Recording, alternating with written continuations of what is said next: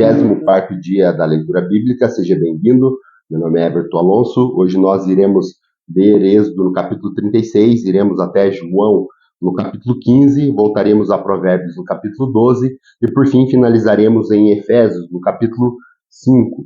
É um prazer ter a tua companhia e antes de entrarmos na leitura, quero pedir que você possa deixar o teu curtir, o teu compartilhar, ativar o sininho de notificações e também comentar abaixo desse vídeo.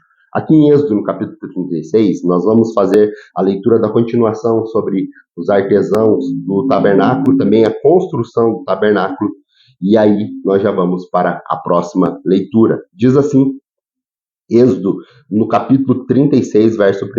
Assim, Bezalel, Aholiabe e todos os homens capazes a quem o Senhor concedeu destreza e habilidade para fazer toda a obra de construção do tabernáculo, realizarão a obra como o Senhor ordenou. Então Moisés chamou Bezalel e Aholiabe e todos os homens capazes a quem o Senhor dera habilidade e a quem estava disposto a realizar a obra. Receberam de Moisés todas as ofertas que os israelitas tinham trazido para a obra da construção do santuário.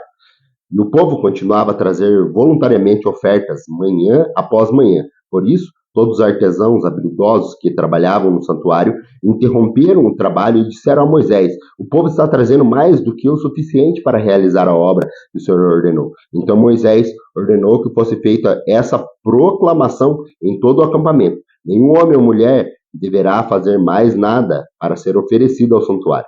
Assim o povo foi impedido de trazer mais, pois o que havia recebido era mais do que suficiente para realizar toda a obra.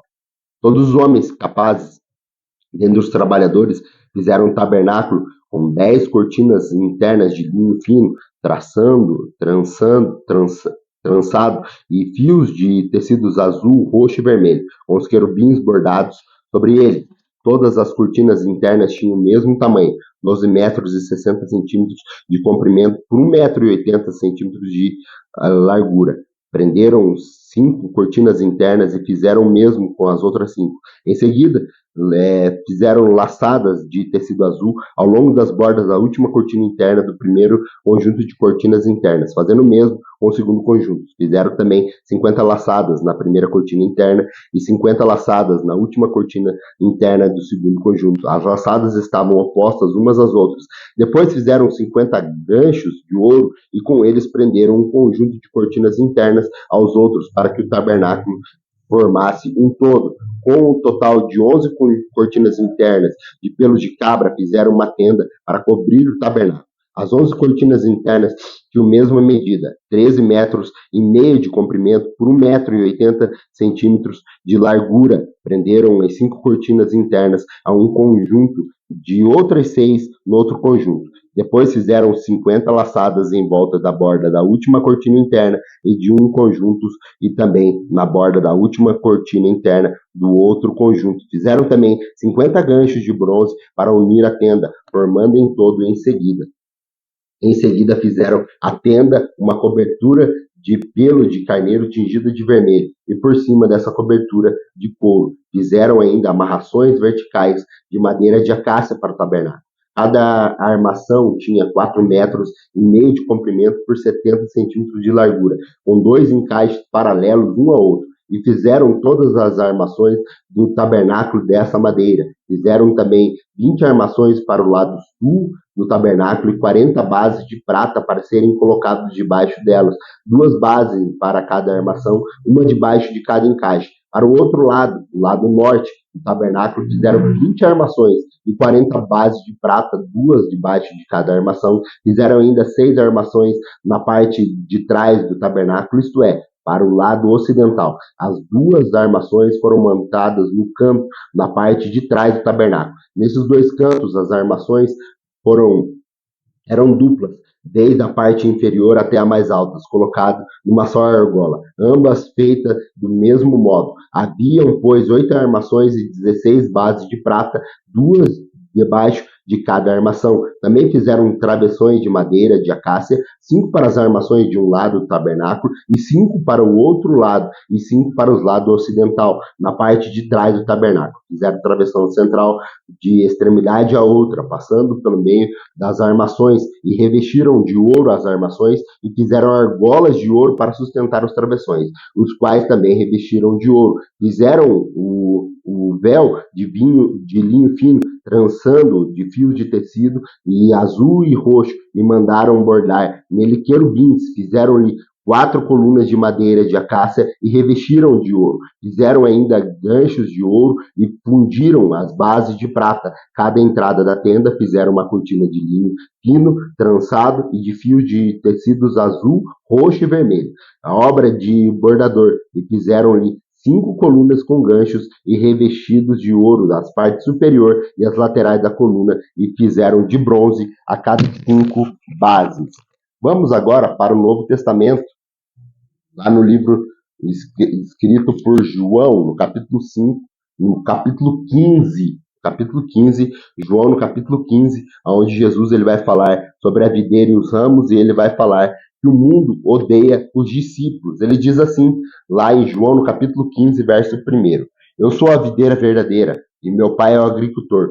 Todo ramo que estando em mim não dá fruto, ele corta, e todo que dá fruto, ele poda, para que dê mais fruto. Vocês já estão limpos pela palavra que tenho falado. Permaneçam em mim, eu permanecerei em vocês. Nenhum ramo pode dar fruto por si mesmo, se não permanecer na videira. Vocês também não podem dar fruto se não permanecerem em mim. Eu sou a videira e vocês são os ramos. Se alguém permanecer em mim e eu nele, esse dará muito fruto, pois sem mim vocês não podem fazer coisa alguma. Se alguém não permanecer em mim, será como o ramo que é jogado fora e seca. Tais ramos são apanhados e lançados ao fogo e queimados. Se vocês permanecerem em mim e as minhas palavras permanecerem em vocês, pedirão o que quiserem e será concedido.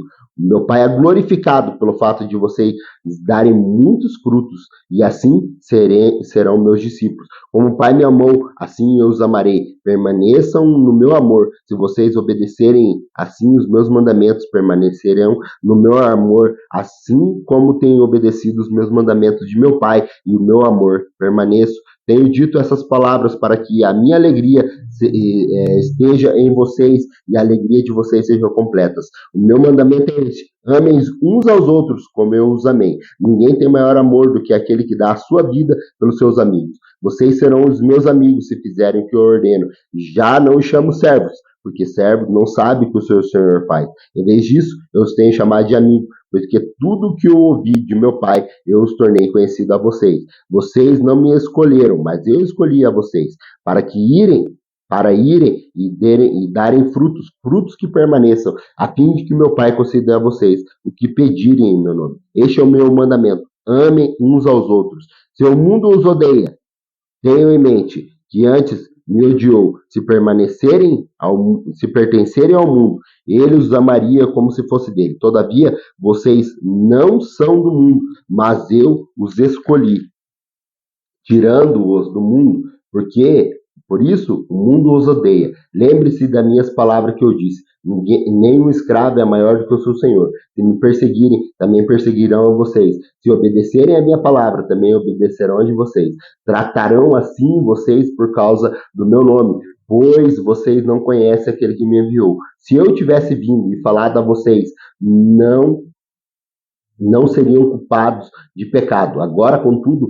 eles não têm desculpa para o pecado. Aquele que me odeia também odeia o Pai. Se eu não tivesse realizado no meio deles obras que ninguém mais fez, eles não seriam culpados do pecado. Mas agora eles as viram e odiaram a mim e a meu Pai. Mas isso aconteceu para que se cumprisse o que está escrito na lei. Odiaram-me sem razão.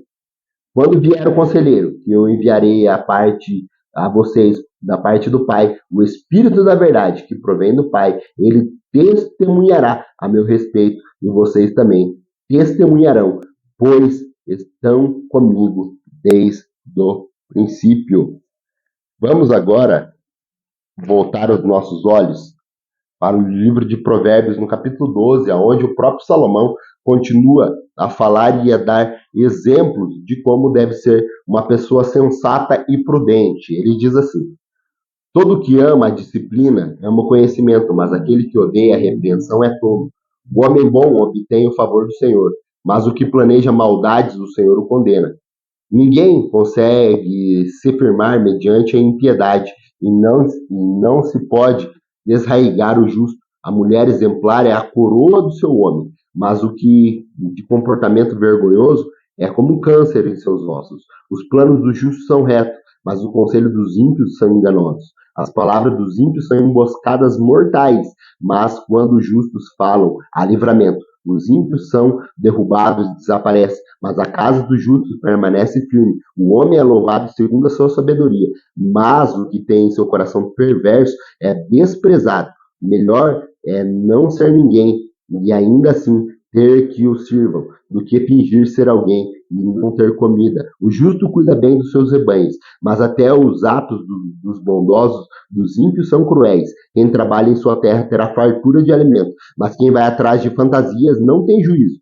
Os ímpios cobiçam despojos tomados pelo mal, mas a raiz dos justos floresce. O mal se enreda em seu falar pecaminoso, mas o justo não cai nessas dificuldades. Do fruto da sua boca o homem se beneficia, e o trabalho de suas mãos são recompensados. O caminho do insensato parece-lhe justo, mas o sábio ouve o seu conselho. O insensato revela de imediato o seu aborrecimento, mas o homem prudente ignora o insulto.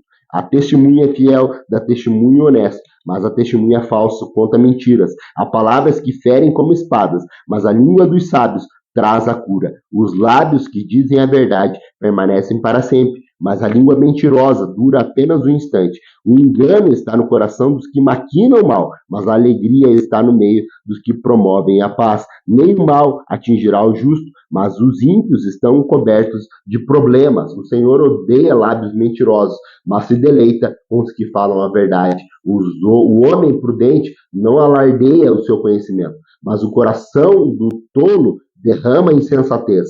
As mãos diligentes governarão, mas os preguiçosos acabarão escravos. O coração ansioso deprime o homem, mas uma palavra bondosa o anima. O homem honesto é cauteloso em suas amizades, mas o caminho dos ímpios os leva a perder-se. O preguiçoso não aproveita a sua caça, mas o diligente dá valor aos seus bens. E no caminho da justiça está a vida, e essa é a vereda que nos preserva da morte. Vamos agora para a nossa última leitura do dia de hoje, que está lá em Efésios, no capítulo 5, no verso 1, onde o apóstolo Paulo ele continua falando sobre o procedimento dos filhos da luz, e ele também fala da vida em comunidade e também dos deveres conjugais e matrimoniais. Diz assim, Efésios no capítulo 5: portanto, sejam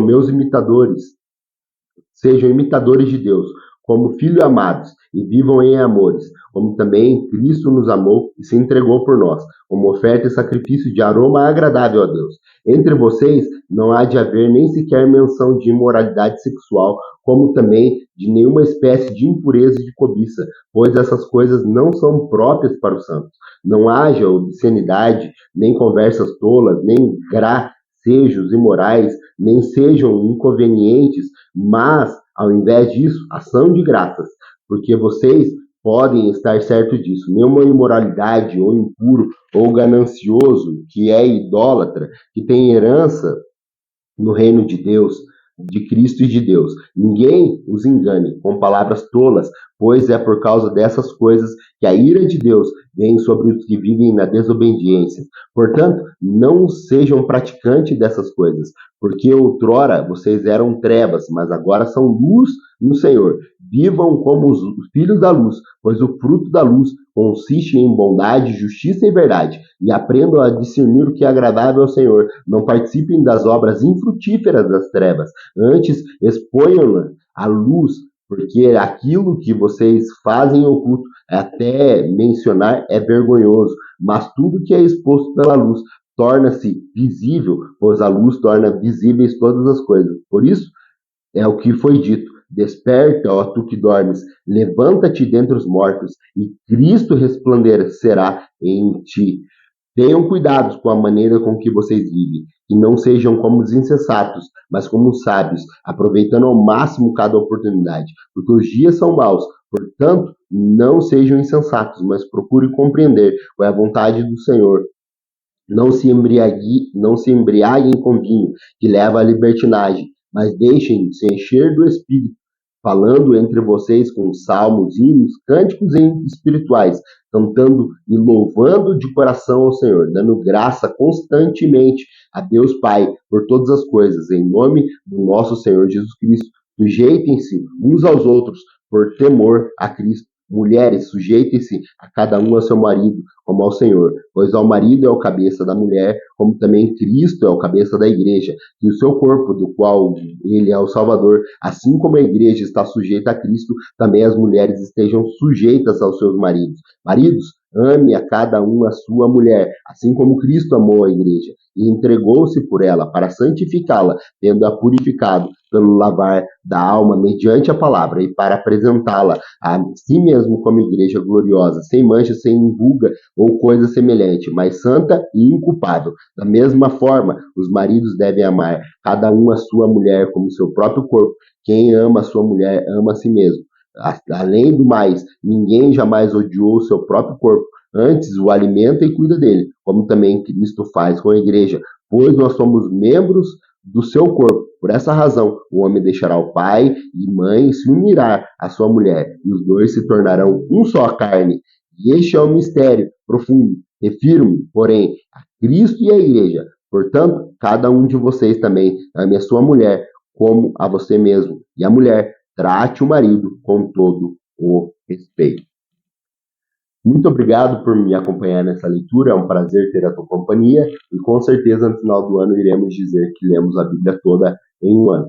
Aguardo você amanhã, se assim Deus nos permitir. Um abraço e até lá, fique em paz.